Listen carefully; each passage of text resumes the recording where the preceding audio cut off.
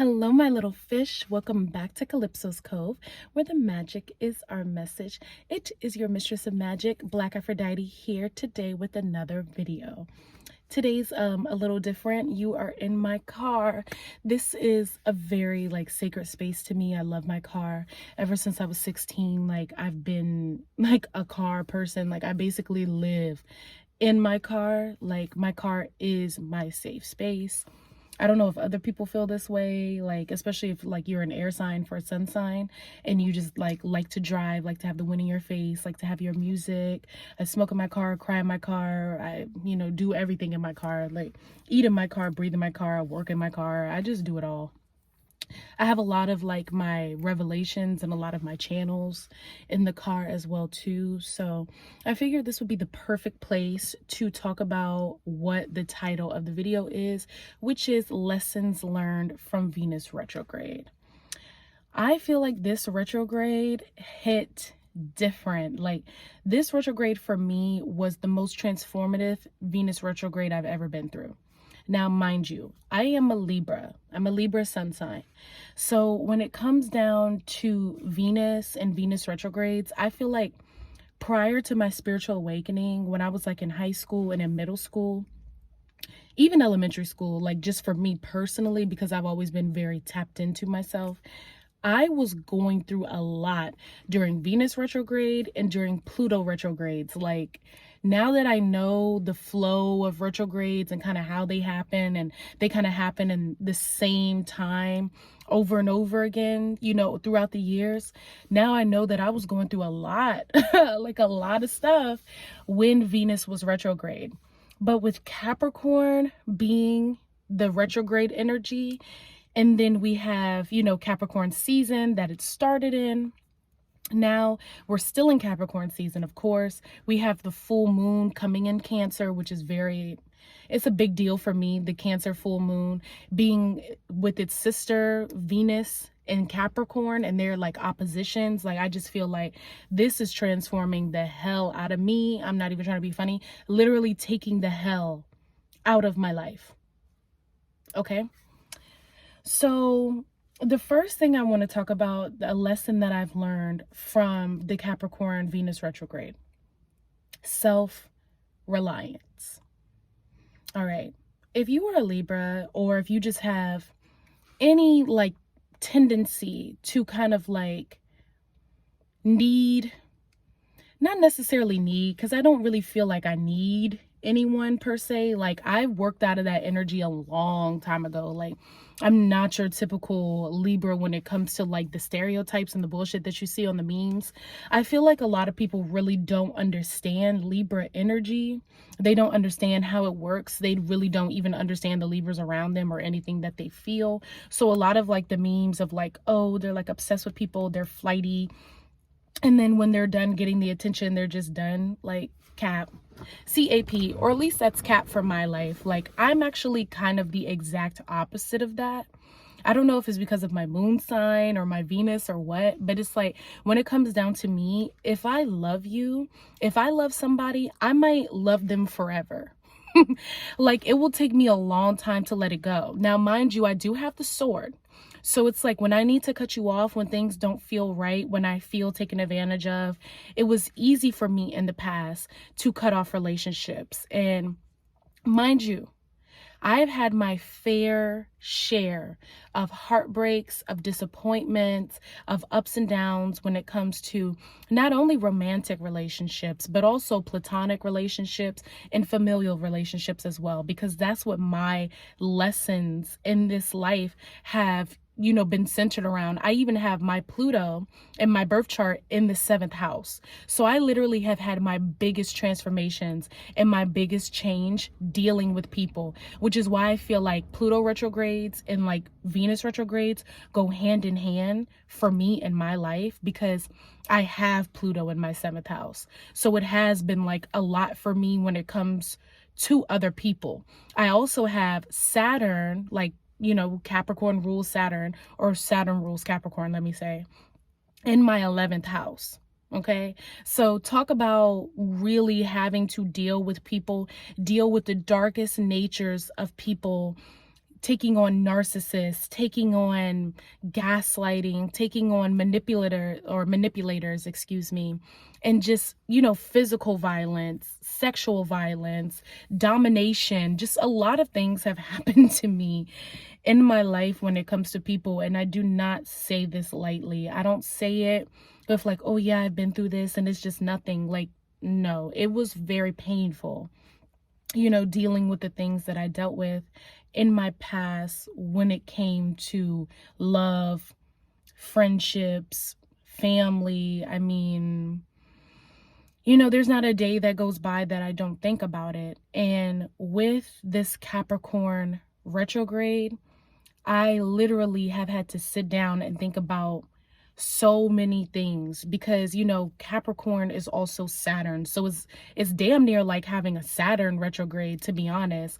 And even though like I'm in my mid-20s, like with this Capricorn Venus retrograde, it kind of made me feel like I was going through a Saturn return, you know, and just coming into like this awareness of like, hey, I'm no longer a child. I'm no longer a teenager or an adolescent. Like I'm coming into this being a grown woman or just my womanhood in general. Like I'm not the same as what I used to be. I'm not in the same place as where I used to be. I don't have to be taking on other people's problems or other people's issues in the same way. If I'm in a situation at this point in my life, it's because I chose to put myself there. And that revelation, now mind you, I've had that thought process before, is not new to me. Of course, like if you're on a spiritual journey and you're on a spiritual path, you come to this conclusion of knowing that you're the creator of your own reality. However, with Capricorn and Venus in this retrograde, it really set in for me. The patterns and the habits that I have, attracting the people that I attract, is literally on me. I have to be reliant on myself completely for motivation, you know, because I always felt like I never really had a lot of friends. You know, friends for me were kind of just like a fleeting thing here and there. I could never really depend on people like that I considered platonic. It just always would be some mess or some bullshit, not trying to be funny. And that's just my life. That's just my walk. I just told y'all, like I said, I have the Pluto in 7th house, Saturn in the 11th house. So it's not like I'm capping, you know, it's just what it is for me. This video, I feel like it's all over the place, but you know, I hope I'm not speaking like too vulgarly or just using like too many colloquialisms. Like I hope it's okay and you can understand where I'm coming from when I'm saying these things. But anyway, I just feel like at the end of the day, it was difficult having platonic relationships, and then familial relationships are basically non-existent. I even grew up like a whole state away from the rest of my family. So I was pretty isolated most of my life, and I depended on romantic relationships to give me emotional solace, you know, to help me validate all of the extreme feelings that I was feeling, because I'm a huge empath. I'm clairsentient. So I just had a lot of ups and downs when it came to like feeling and knowing and thinking and being tapped into my psychic abilities before I even knew that they were called psychic abilities, genuinely. And I used relationships for that my entire life. That got me into a situation where I literally was in a relationship where the person dictated how I should look, how I should talk, what music I should listen to, my schedule. It isolated me from the little bit of friends that I was able to obtain when I got to college. And I was living my whole life revolved around another person. That's where that got me. The fear of not being accepted by other people got me into that type of relationship. And I really had to sit back and think about that for myself. And had I been, when I was younger, in like my early 20s and 18, 19, had I been more reliant on myself and knowing that no matter who comes in and out of your life. The most important love that you have in the relationship that's going to last the longest is the one that you have with yourself. You know, no one is going to be here forever. No one is going to be standing beside you for the rest of your life in reality. The only permanent relationship that you have is with you. And I'm like really talking about like, you know, death as well, because Capricorn does make me think about that. Like I've had a lot of ideas about death. And of course, death is, you know, on the opposite side of that is rebirth. But genuinely, it's like, even my parents, they're not going to be here forever. It's not of course it's always forever because we're connected by heart and spirit. But you know, the point of what I'm saying, I'm sorry, I feel like I'm always messing up what I'm trying to say. I hope you guys feel me. It's just like, you know, at the end of the day, the most finite relationship is the one that you have with your own soul. And being reliant on yourself, knowing that no matter what happens, no matter what you go through, at the end of the day, you have your own back. You are your support system, right? You are the ground that you stand on, is the most important aspect of your life, of self-love. And you know, I've shed a lot of tears. This is like about to roll into like the second thing that I learned, the second lesson from this retrograde. But I shed a lot of tears over the course of like the last couple months. Really like letting things go and letting certain aspects of who I used to be go and accepting my choices. You know, and this has just got me into the lesson of self-mastery. Okay, because there's a reason why I resonate with the love goddess energy, why I consider myself a love goddess incarnate. It's because of these issues, these reoccurring themes, these reoccurring problems that I have gone through. And I resonated very early on with the myths of Aphrodite. And then coming in a little sooner, like now, more so, the last couple of years, like the last 6 years of my life, tapping into Oshun's frequency, right? And her coming to me. That was the first time a goddess actually came to me, and I was very overwhelmed. I didn't really know much about working with goddesses or goddess energy before because I spiritually awakened when I was 19. And Oshun, over this Venus retrograde, has been working me in recognizing that self-mastery looks different for everyone, right? And that's what this Capricorn retrograde also hinges on.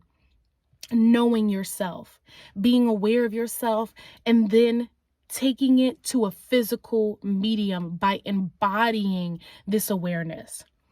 Piggybacking off of what I was saying again with the love goddess energy.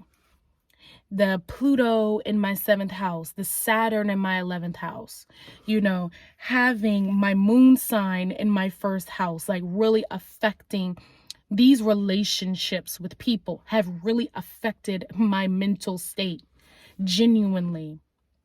And my emotions, my emotional body. That is the part of me that has grown. That is the part of me that I was supposed to develop. Libra, in my opinion, is the logic behind emotions, right? It's the logic behind love. It's knowing what to do with it. And I feel like that's what catapulted me to feeling like I could claim myself as BlkAfroditee. Right?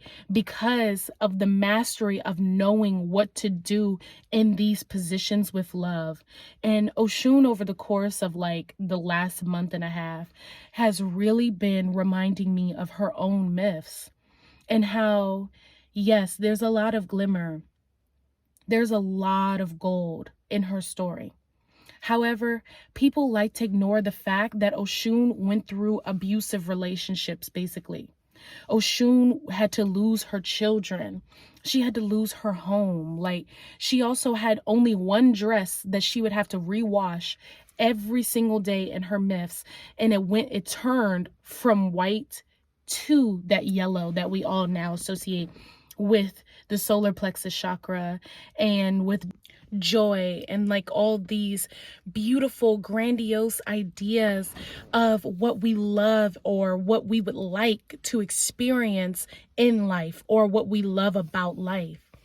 You know, at first for Oshun, she would throw herself in the throes of her relationship, love, and overgiving herself into love, overgiving herself into these partners, seeking out this pleasure caused her a tremendous amount of pain as well, because you cannot always throw yourself into every situation and do it so naively, which is why she's the maiden energy, right? She's the young energy, the princess, because she literally had to learn that she could not give all of her energy away like that, which is how she turned in from a deity of having that honeypot and having that sweetness to the queen of witches.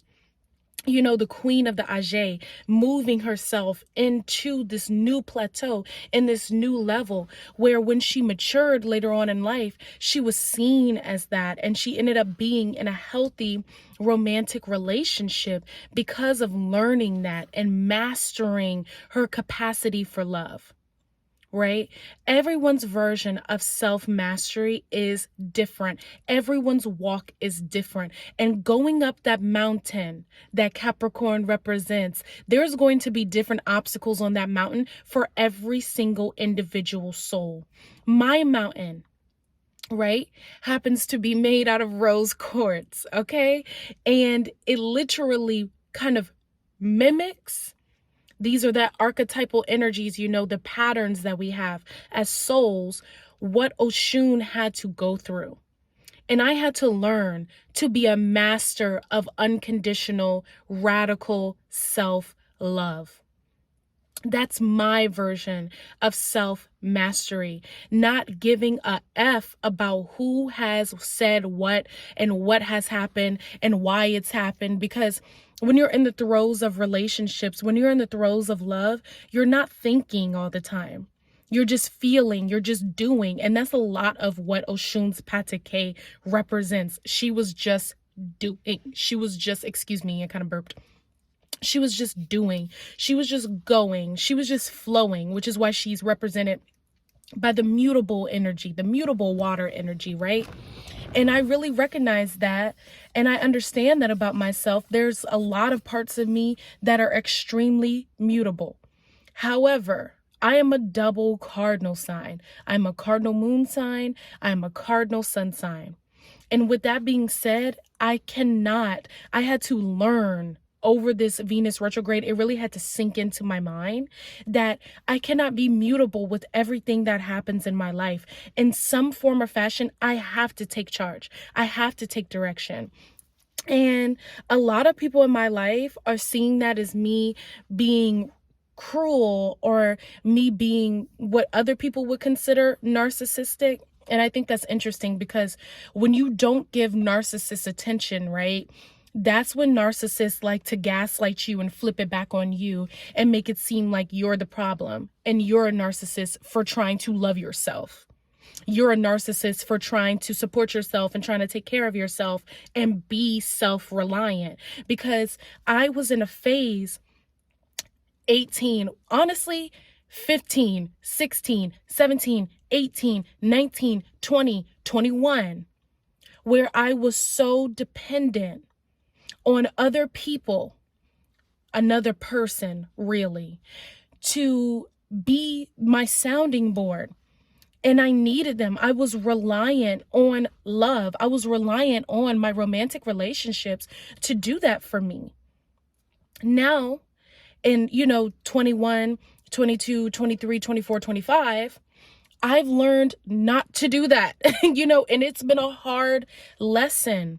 And that's the self-mastery for me, for Black Aphrodite. I'm not saying that everybody's self-mastery looks the same, but at the end of the day, the obstacles that are on that mountain, the elevation, right? Let's just say that. The shortness of breath that you receive on like a real note, if you were really climbing up a mountain. These are some of the obstacles. The terrain, right? Do you have enough materials with you on the mountain to be able to suffice your journey? Like, do you have that water?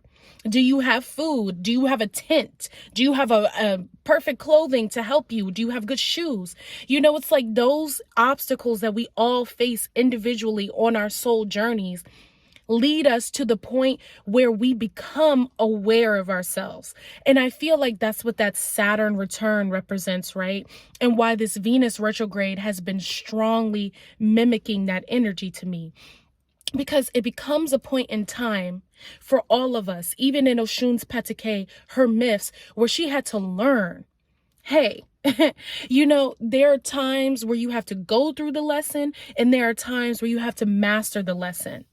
And all of these tools that we have, you know, the water, the shoes, the tent, everything to get us up the mountain is what we need to use to become a master of our journey. You know, to become aware and attuned with what it is that we want to do, what it is that our soul aligns to. Let me say that, you know, because it's not just what we want to do. This is Dharma we're talking about. This is how you actually go to the other side and meet Mayat and have your heart be as light as a feather, because you came here and learned the lessons that you were supposed to learn. Granted, we're all going to make mistakes. We're not perfect. You know, life is not perfect. We are not static beings. That's what I need to say. Like, nothing about life is static. 1 second you're going to be up, 1 second you're going to be down. There are valleys and peaks, you know? And I feel like the point of this reality, the point of your sun sign, is to master those valleys and peaks and understand why you have them, and understand how to utilize your mistakes to add to your awareness and to add to your knowledge. And this Capricorn Venus retrograde has really done that for me, because now I'm really ready to apply. I'm like ready to apply the pressure. And before, I just wasn't. I really wasn't. I'm gonna fix this because it's kind of getting on my nerves. There you go. And with that being said, you know, going back to Oshun and how she was able to create that joy, and how she was able to take all of that pain and turn it into immense pleasure, is something that I really resonate with right now. And I'm doing that for myself.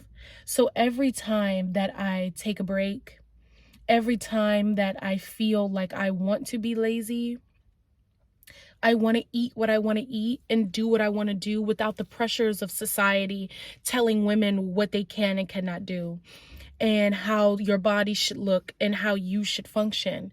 That's me choosing myself.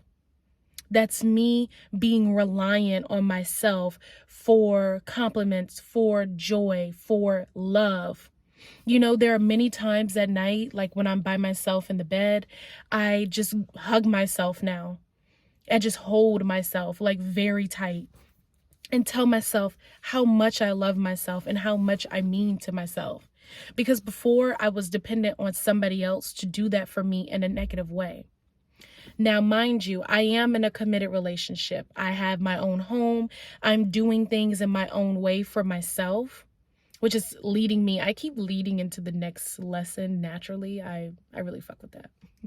But anyway, that's just leading me to like the next point of lesson number 3, timing, right? Divine timing.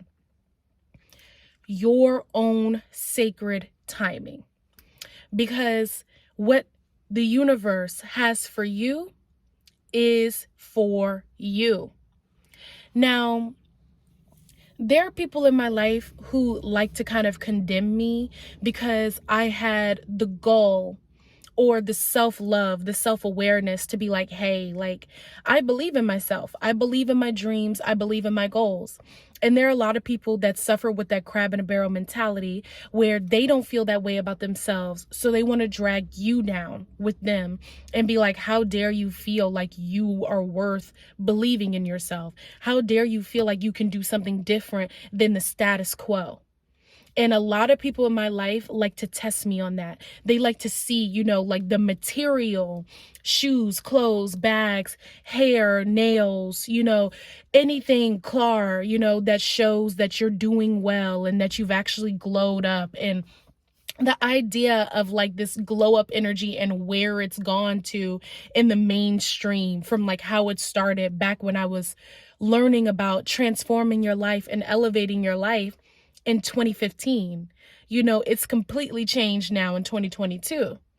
And the way that people interpret being a spiritual or trying to start your own business or wanting to be a creative, because I'm a creative, I'm a singer, I'm a writer, you know, I'm a spiritualist, I'm an occultist, basically, right?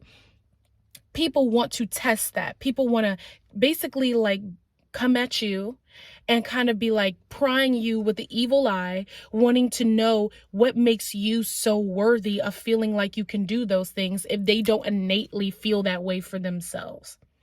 And a lot of the times people are looking at me in my personal life, like, where's the status? Where's the material? And at the end of the day, what I've learned from this Venus retrograde, because I have shit going on in my life right now that is not going the way that I thought it was going to go. I've had to be flexible, even though like, I know I was like, hey, like not everything is meant to be mutable. And no, it's not. But I'm also learning balance. I feel like, hey, I'm a Libra, so I have to know balance, right? Didn't I come here to learn balance? Not everything is black. Not everything is white. There's an in-between. There's a gray. And I feel like that comes with success as well. Success is not black and white. You know, success is very gray, and it's an array of colors, really, because in between that black and white is a whole spectrum of colors. It's a whole freaking Roy G. Biv, right? And I feel like with people testing me, people wanting to see the material of my success, the material accolades of my personal success, of my glow up, of my mastery, is not for them.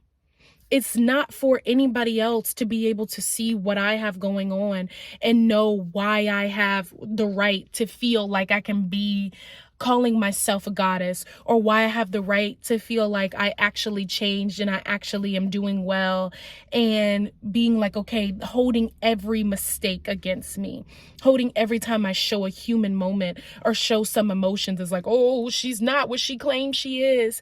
And it's like, at the end of the day, timing is everything.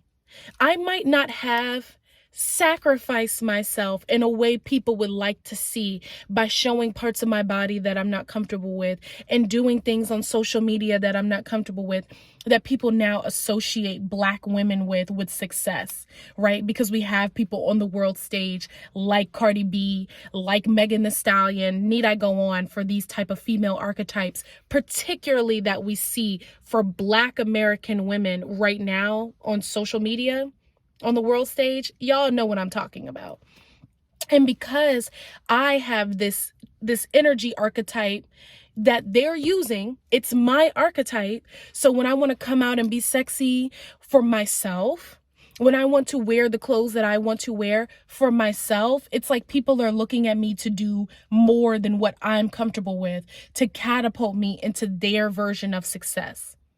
And is wondering why it's taking me so long to get to their version of success for me. And that's not ever going to be what it is. Capricorn Venus has reminded me, because sometimes I would be so down on myself. Like, I would be so sad feeling the evil eye from these people and being like, well, yeah, I haven't really, my clothes, they need an upgrade, or this needs an upgrade, or that needs an upgrade. No. I'm moving in my exact timing for myself. I'll put out my art when I want to put out my art, right? I will do anything that I feel that I need to do for myself when I'm aligned to do so in my timing. That's me working with divine timing. I can't force myself to sacrifice myself, because I feel like that's another half of Capricorn energy. What are you willing to sacrifice yourself for? What are you willing to sacrifice in order to move forward and in order to grow? And deeply, truly, I am not willing to sacrifice myself for quick and instant gratification. And I feel like going further into the years that we're going to go into, moving into the rest of the 2020s into 2030, there's going to be a lot more of that we're seeing. We're going to see way more need for instant gratification. And with Capricorn being the energy of this retrograde, it's really teaching me to be grounded. No amount of material is going to make up for you actually being a master of your life. No physical, no house, no car, no bank account is going to make up for whatever it is that spiritually you might be lacking. And I feel like I haven't focused on that in my life. And there might be some of you who resonate with that as well and feel like, oh man, I need to be doing more of this and I need to be doing more of that. Yeah, you can. But at the end of the day, the satisfaction that I'm going to have from knowing that I actually took my time to develop myself before I just put myself out here in a way that I might not be comfortable with or a way that I might not be ready with, and will actually have art and work, basically a magnum opus that I'm proud of, will satisfy me way more than instant gratification and working on somebody else's version of my time. My timing is divine. It is for me. It's not for anyone else. This is my personal journey. And I think that a lot of people can resonate with that right now, with the social media pressures of having it, the social media pressures of glowing up and doing this and doing that. And mind you, I'm going to glow up. I'm going to have everything that I'm supposed to have. No doubt about it. I know this. I'm speaking it. I know it. I feel it in my heart. I've been told this via readings and everything else. I'm going to be wealthy. I am going to live a blessed, abundant life. But this is the work that I have to do to get there. And a lot of people, they don't believe in the timing. They don't believe in building that foundation because that money doesn't come out of nowhere. And again, this piggybacks off of self-reliance, because a lot of people are reliant on other means to get their money. They're reliant on other people. They're reliant on social media and like all these media platforms to be able to have their wealth or have their success. And it's like, I don't plan on being reliant on those things. I plan on completely being reliant on myself. And that to me is worth more than gold. It's worth more than diamonds. And I've had to establish that in myself. That's why I'm doing what I'm doing. That's why I'm giving myself the time. And I'm proud of myself for it. Even though people like to make it seem like, oh, this or oh, that. Whatever. Next. The next point I want to talk about, and this might be my last lesson because I could go on and on and on, but this video is already getting super long, is karma. Karma, my good sis, karma. Okay, I don't even know really where to begin with this, because Capricorn is the ruler of karma. If your sun sign, right, is the ruler of your dharma and the potentiality of all the greatness that you could do with your life, then Saturn is your karma. And it's all of the lessons and still the potentiality of what you can achieve if you master those lessons and pass those tests, right? And with Venus being tied to materials, being tied to self-love, being tied to abundance, and all of these kind of worldly things that Taurus energy represents in a certain aspect. And Venus in a whole represents pleasure and materials and gain and vanity in a certain sense. I feel like Capricorn being there is testing you, honey. It is showing you your karma when it comes to these things. It's showing you why you might be in the financial situation that you're in, or what lesson you need to learn about your idea on materialism, karmically, also what you're going through with people. Like let's move into relationships and the other part of what Venus represents, right? People and what's going on with people and how these relationships that you have are a reflection of you and lessons that you have yet to master and need to take a step back, need to revert back in order to understanding. Whew, I accept myself. You know, I accept myself. There's a lot of things that I did when I was younger. There's hella shit that I did. I'm a lover, okay? And as women, being that lover archetype, you know, naturally really being that. Because there are, you know, I don't really feel like there's a lot of women, like a lot of women who are naturally that lover archetype. And there's nothing wrong with that. The freaking mass media tries to force all women to like be the embodiment of this lover archetype. And it's like, okay, not every woman is meant to be that. But at the same time, on the flip side, we have mass media also like condemning us, and we have people in society, we have whole institutions that are created to condemn us as women for displaying that lover archetype. And, you know, I have been a victim of those institutions. That's like another part of Capricorn. Capricorn does represent our institutions and our foundations and our like worldly setup. I don't know what else to call that. The matrix, basically, right? It represents that in a way. And being a lover archetype has not been easy. You know, you get deemed a whore or a slut or a hoe and any of those terms that are now derogatory. You know, we as women get seen as that for being that way. So I know that in my life, I have not done anything wrong. There's nothing wrong with loving someone. There's nothing wrong with falling in love. There's nothing wrong with giving yourself the opportunity to try and to explore yourself, to explore your body, to explore your feelings, to explore your heart, to explore your mind and connecting with another person. Love can never be wrong. Your sexuality and how you choose to love can never be wrong.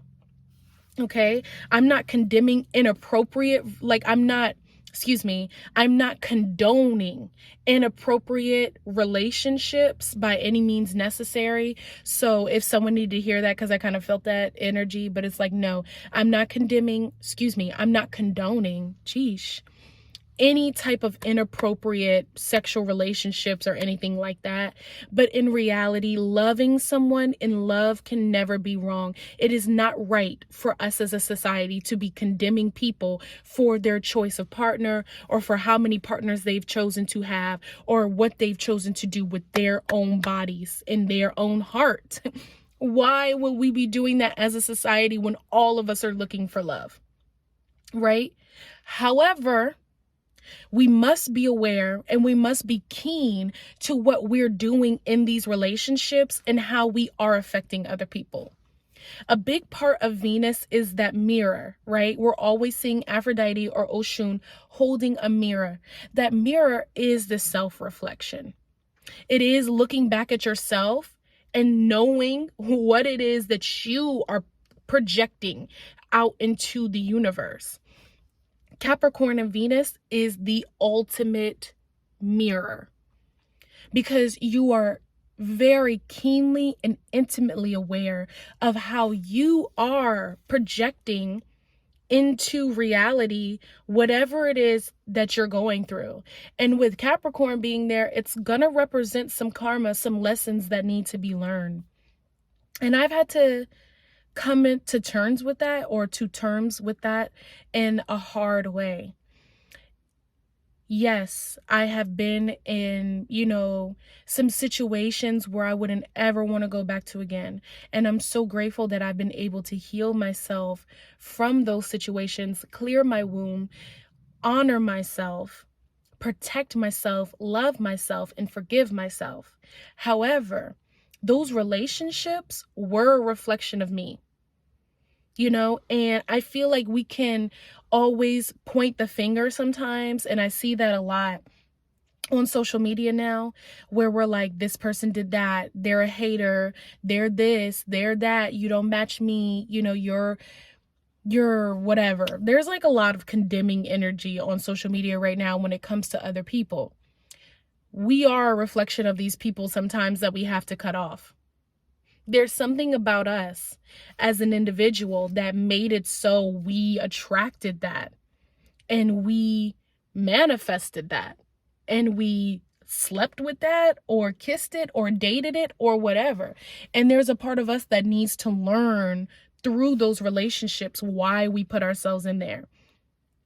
I know that we have like this mass healing energy going on, and everybody's trying to be so real and so righteous about what it is that they're going through.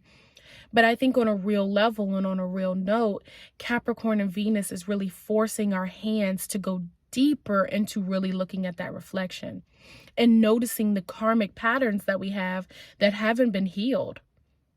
And with Capricorn being, you know, the opposite of Cancer, and Cancer ruling our 4th house, we have to understand that these relationships that we're getting into and these relationships that are attracted to us are also a manifestation of our generational curses, so to say, or a generational karmic patterning that still needs to be worked out and still needs to be healed.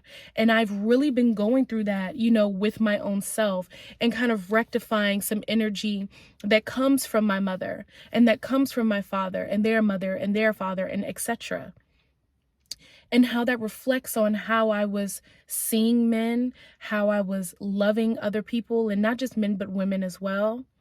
How I was getting into situations that were a reflection of that generational pain, and really having to take a step back and look at myself in that mirror, in that dark water, because that's what it manifests as for me, that very dark water where it's very, very clear and you can perfectly see yourself for everything that you are, and everything that you've been through, and everything that you're not, and everything that you're soon to be. And take a hard, sorry, that's so dramatic, but I really do feel that way, analyzing look at what your life has entitled for you and what you have created in that. And I know that a lot of people don't like doing that type of heavy self-reflection that Capricorn can represent for us, and that heavy karmic work and that shadow work, because having Venus and retrograde is working on those shadows, doing that heavy lifting, and kind of like coming out and doing that rebirth that needs to happen. So these are some things that I've really worked through and have been working through during this Venus retrograde. It has been super transformative. I felt it like a month before the retrograde even happened. Like I was really already getting into the vibe. And now, you know, I have communication issues because we're in Mercury retrograde now, basically, and we're already moving into the shadow of Mercury, getting into that retrograde. So my speech is a little off, and I hope that I was able to still convey my message on how I feel about everything. And I also hope that that resonates with some of you, whoever needed to hear that, these messages and these ideas and channels that I've gotten through this Venus retrograde. I have really enjoyed it, despite the tears and despite, you know, the heavy lifting, like I was saying, and the shadow work. I am so grateful for this retrograde, and I can't wait to see like what's going to happen next with all these other conjunctions that we have coming up and these beautiful alignments. And that's it for this video. I feel like it was super long. Please leave me a comment and let me know if you made it to the end of the video. I really appreciate it. What you learned from Venus retrograde this time around, and how you feel about any of the things I've said. I love you so, so much. I appreciate you. Thank you so much for being here. Please like, comment, subscribe, share, do the things, do all the social media things that we're supposed to do. Much love. I love you guys. Okay. I'll see you soon. Namaste.